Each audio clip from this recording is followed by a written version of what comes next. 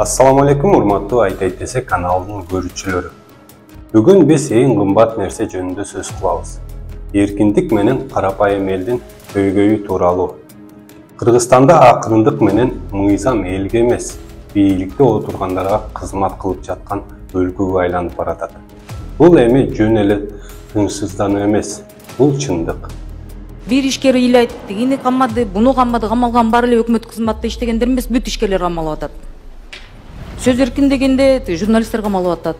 Ана сөз эркиндиги жок болсо, еще красный частная собственность деген аны корккон эл сыртка чыгарбайт, интервью бербейт, ачыкка чыкпайт. Унчукпай эле берген долясын берип туруп буткарып чыгып кетип атышат. Бунун баарын ишкерлер билет. 2021-жылдагы реформадан кийин президент колуна дээрлик чектелбеген полномочияларды топтоду. Парламент статистикага таргалды. Ал эми өлкөнү башкарууда негизги роль күч органдарга тийди. Бардык чечимдер кыска топтун ичинде кабыл алынып жатат. Ким каршылык көрсөткөн болсо, мамлекеттин душманы болуп калат. Сиздерге сезилип жатабы? Кыргызстанда элдин үнү азайып баратканы. Себеби бийлик өзүн гана угат.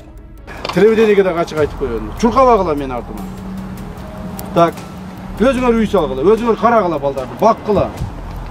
Көбүрөөк төрөгүлө, көбүрөөк балдарды көбөйткүлө. Калганын бардыгын биздин кызматкерлерибиз силерге камсыз кылып берет. Үйдү да камсыз кылышат. Прикинь.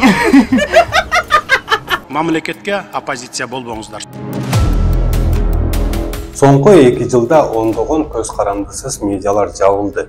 Коомдук уюмдар жөнүндө мыйзам кабыл алышты. Эми жаңы ММК мыйзамы бар. Каттал, отчет бер. Эгер бийликке жакпаса, жабышат же соттошот.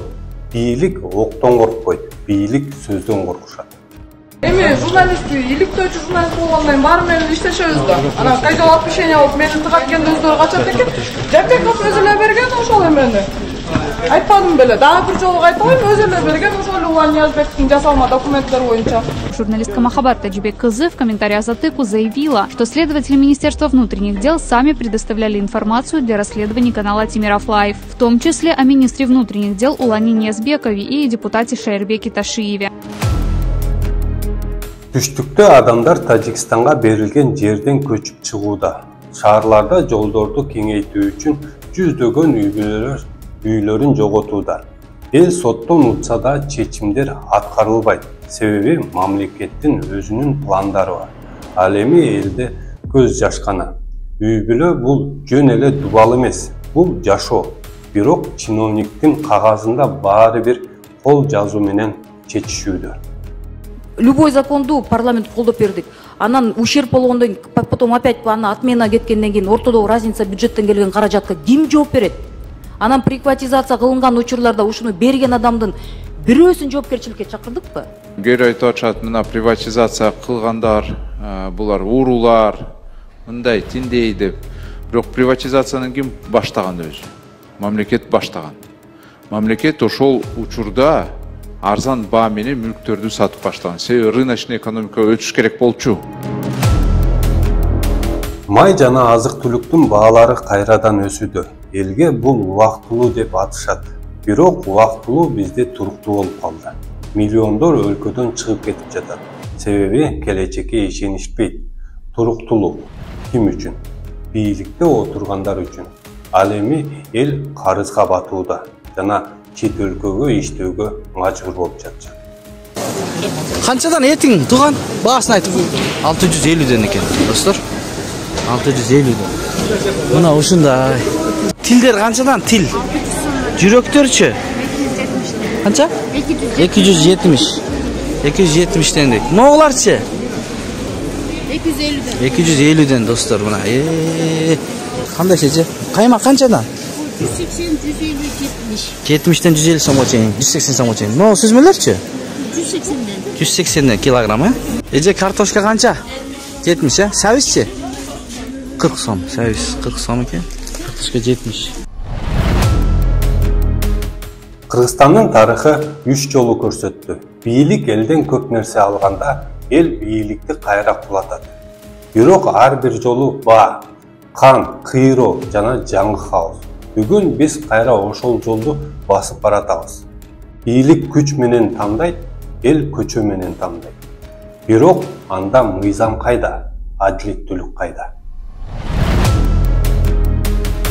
Эл жөнөкөй нерсени каалайт, коопсуздук жашоо, иштеп балдарын тарбиялоо, чындыкты айтуу. Бирок элден эркиндикти алса, эл кул болуп калат.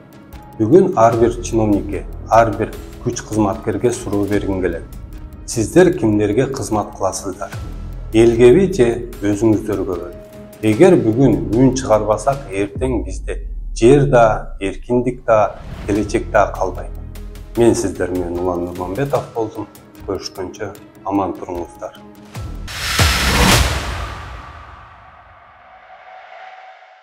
Бийлик биздин оозубузду жапканга аракет кылып жатышат.